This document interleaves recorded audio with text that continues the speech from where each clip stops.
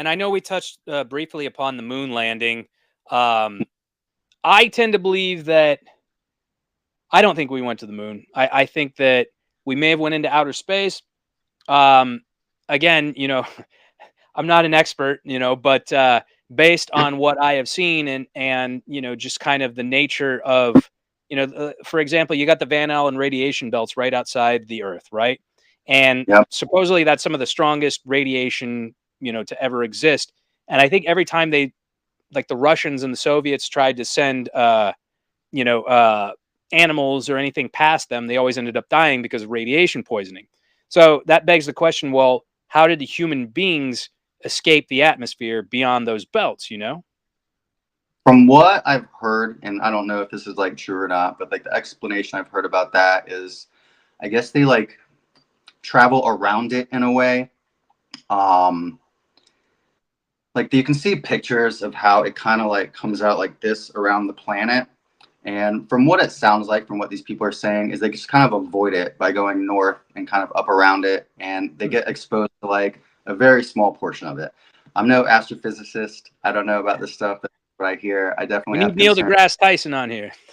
Yeah, I mean, I definitely have some concerns about the moon landing too. The biggest thing for me is the footage looks obviously faked.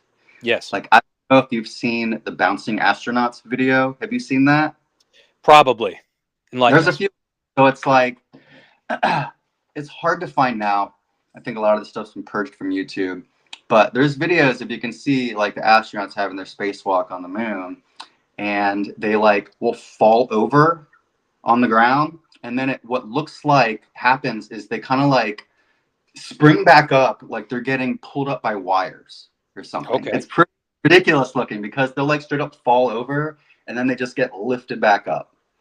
And so that definitely raises red flags for me. Like I don't know about the sure. gravitation situation on the moon, but that just doesn't seem natural to me. No, I think it's 1/6 or 1/8 of the Earth's gravity or something like that. Once something like that. Yeah. So footage is definitely the biggest red flag for me. But I don't know, man. Like, and it doesn't help either too, because the '60s back then was like such a time of deceit. Like we were doing so much shady things back then, whether it was like the Right. JFK or lying about the Gulf of Tonkin to get into the Vietnam War.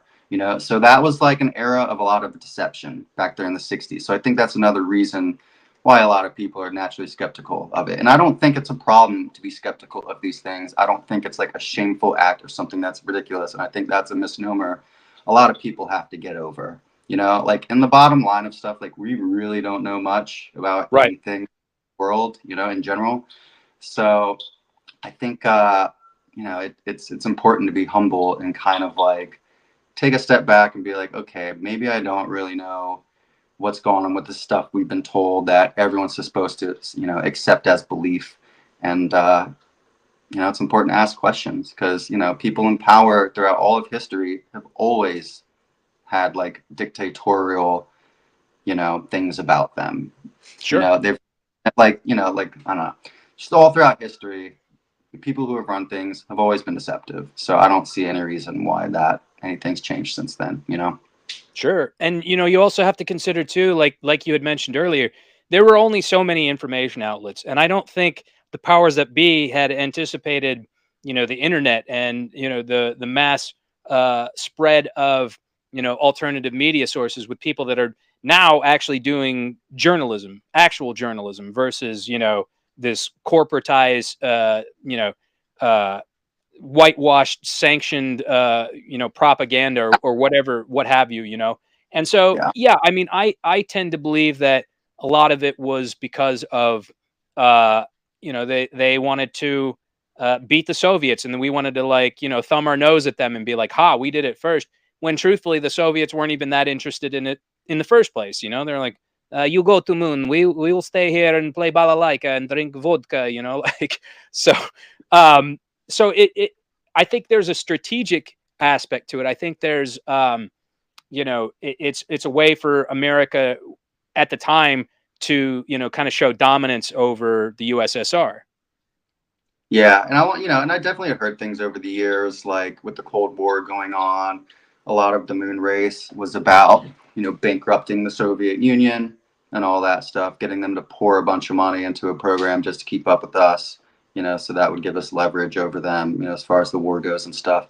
But getting back to the moon thing, like, I don't know. I really don't know. I've gone back and forth with a lot of different concepts, theories. I do know that something weird, is going on, but I think it's possible that we have been to the moon, but they couldn't show us the footage because there's weird stuff up there, whether it's aliens or weird monoliths and stuff like that. So I don't know. It's the whole thing is a big question, and hopefully maybe might get answered at some point during our lifetimes. But there's something definitely fishy going on with that, as with Definitely. most every government gets their hands in.